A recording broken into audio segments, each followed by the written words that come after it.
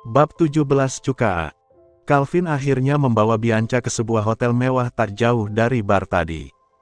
Lorong hotel yang sunyi terasa kontras dengan keadaan Bianca yang masih terus meracau sepanjang perjalanan. Pintu kamar terbuka. Calvin menahan tubuh Bianca yang hampir tersandung lalu membawanya masuk perlahan. "Hei, hati-hati," gerutunya pelan. Bianca sama sekali tidak menjawab. Wanita itu sudah setengah sadar. Langkahnya limbung dan napasnya berbau alkohol. Calvin mendudukkan Bianca di tepi ranjang besar berspray putih. Setelah itu, ia melepas heels wanita itu satu persatu lalu membaringkannya pelan. Bianca langsung memejamkan mata, seperti kehilangan tenaga. Calvin berdiri diam di samping ranjang sambil menatap wanita itu. Gaun hitam Bianca sedikit terangkat memperlihatkan kulit kaki jenjangnya. Rambut panjangnya berantakan di atas bantal, sementara bibir merahnya tampak sedikit terbuka karena mabuk. Calvin menelan ludah. Dalam keadaan kacau seperti ini, Bianca masih terlihat terlalu menggoda.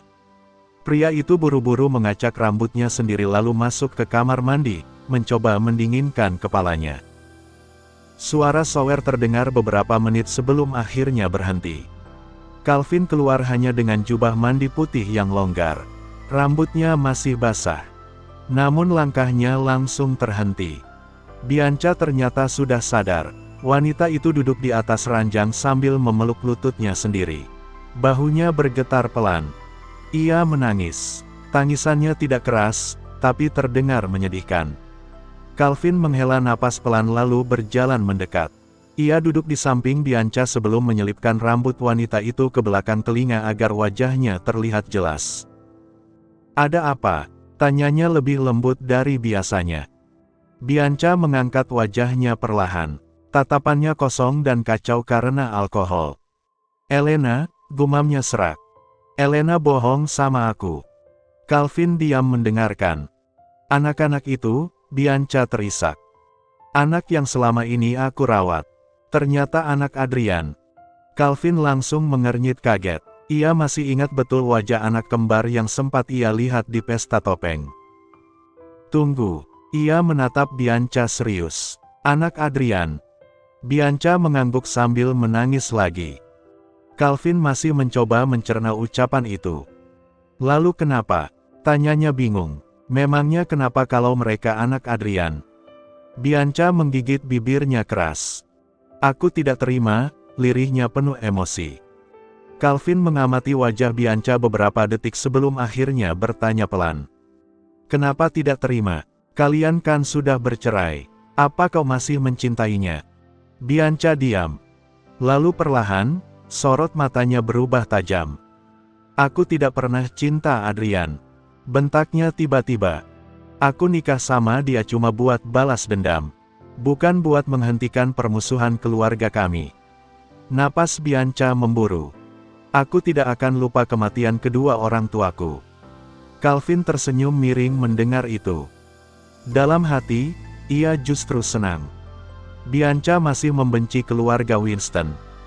Artinya, wanita itu masih bisa ia gunakan. Calvin mengangkat dagu Bianca perlahan. "Bagus," bisiknya lembut. "Jangan pernah jatuh cinta sama dia." Tatapan pria itu semakin dalam. "Terus benci keluarga Winston. Balaskan dendam orang tuamu, Bianca." Air mata Bianca kembali jatuh. Calvin mengusap pipinya perlahan dengan ibu jari. "Dan soal anak," lanjutnya pelan sambil mendekatkan wajah. "Aku bisa memberikannya untukmu malam ini, Bianca." Bianca tidak menjawab. Pengaruh alkohol membuat pikirannya kacau. Ia hanya menatap Calvin dengan napas tidak teratur, sementara air matanya terus mengalir. "Jangan nangis lagi, sayang," bisik Calvin rendah. "Aku janji akan mengakhiri semua penderitaanmu." Setelah itu, pria itu mencium bibir Bianca perlahan. Bianca sempat diam beberapa detik sebelum akhirnya membalas ciuman itu dengan lemah. Jemarinya mencengkeram jubah mandi Calvin, seolah mencari tempat bersandar. Suasana kamar berubah makin panas. Calvin memperdalam ciumannya perlahan, membuat Bianca mengeluarkan desahan pelan di sela napasnya yang bergetar. "Calvin," lirih Bianca setengah sadar. Pria itu menatap wajah Bianca yang memerah karena alkohol dan emosi. Ada rasa puas sekaligus kemenangan yang aneh di dadanya karena akhirnya wanita itu kembali berada di pelukannya setelah bertahun-tahun. Calvin mengecup pelipis Bianca, pipinya, lalu turun ke lehernya dengan sentuhan-sentuhan lembut yang membuat tubuh Bianca gemetar pelan. Bianca memejamkan mata sambil menggenggam bahu pria itu. Calvin menarik tubuh Bianca jatuh ke kasur hingga tubuh wanita itu terlentang di depannya. Kemudian ia membuka satu demi satu kain yang melekat di tubuh Bianca. Sorot mata Calvin berubah menjadi liar. Tanpa basa-basi lagi, ia menyambar bibir Bianca, mengulum dan melumat lidah mantan istri musuhnya itu.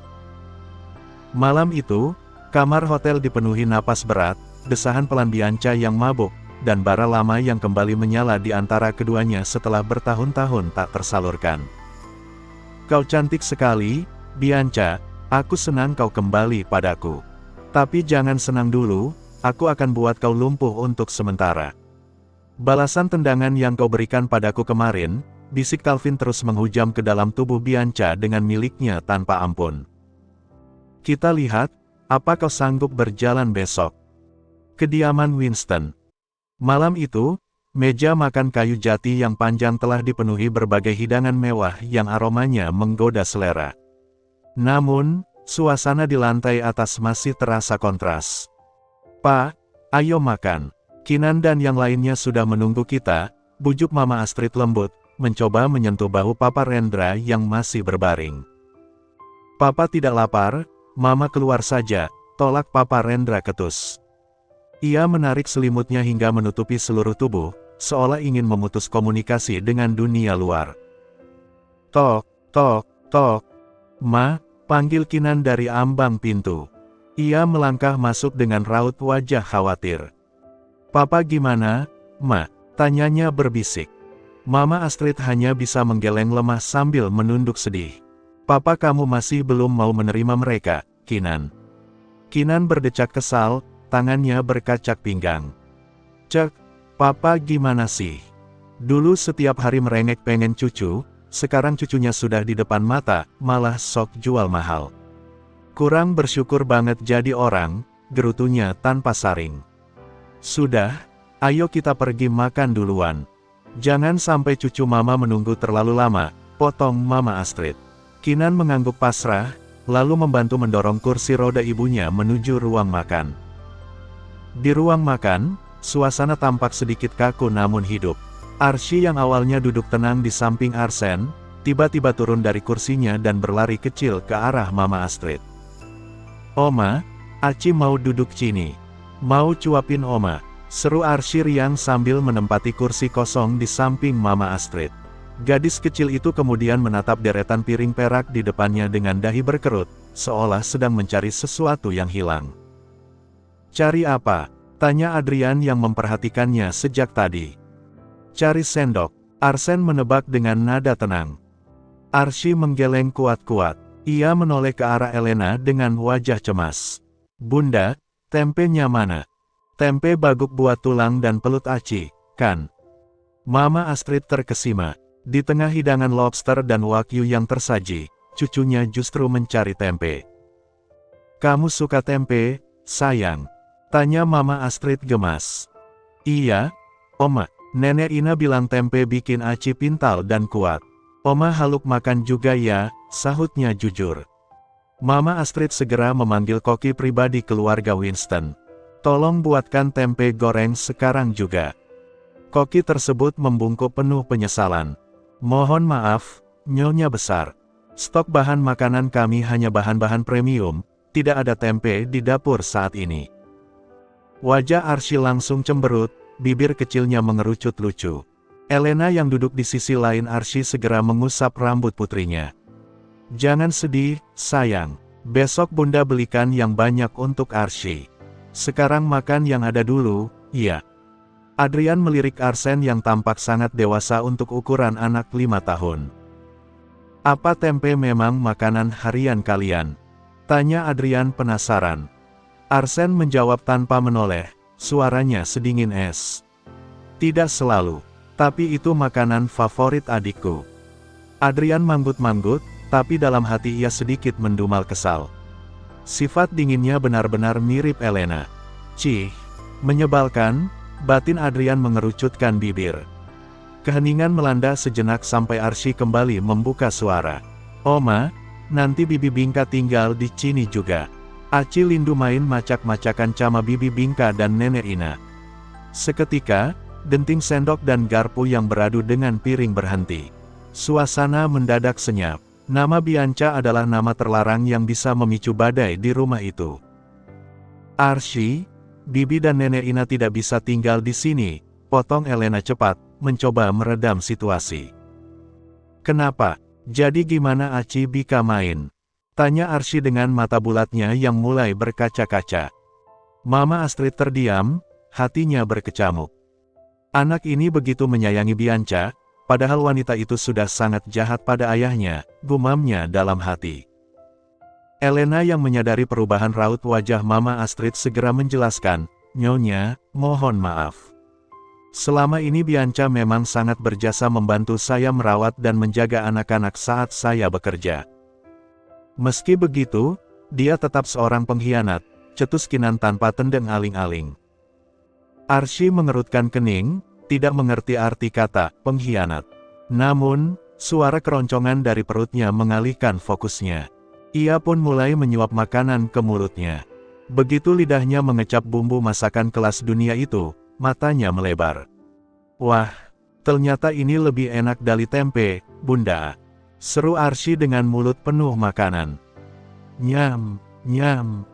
Arsy suka, tanya Elena. Cuuukaaa.